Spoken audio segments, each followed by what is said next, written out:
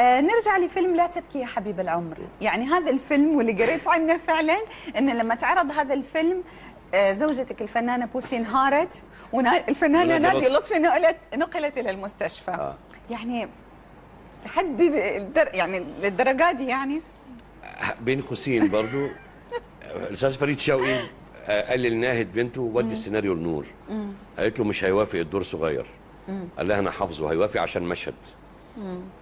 فجت فقلت لها موافق اما قريت.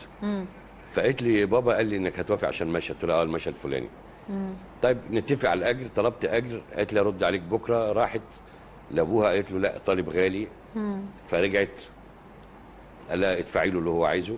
لان انا الاستاذ فريد شوقي في انتاجي في قطة على نار طلب صحيح. اللي هو عايزه دفعته له. نعم. فانا لما طلبت راح دافع لي اللي انا عايزه. يوم تصوير المشهد ده اللي في البيت اللي بيني وبين ابويا. ايوه. انا والاستاذ فريد الف رحمه ليه.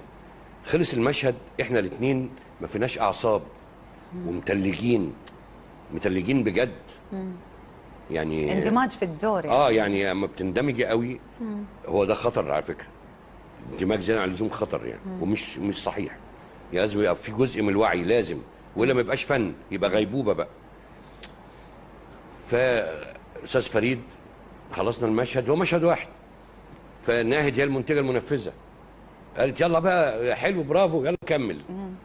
ففريد شوقي قال لنا نكمل ايه؟ قال انا ما فيهاش نفس امشي ولا نور فيه نفس يمشي. فخرجنا نمشي. قالت له ده فاضل مشهدين والديكور يتد. قال لها بكره نعمله. شوف الفنان لما ينتج. اما خرجت بغير باخد نفسي لقيت الباب بيخبط. جات لي ناهد.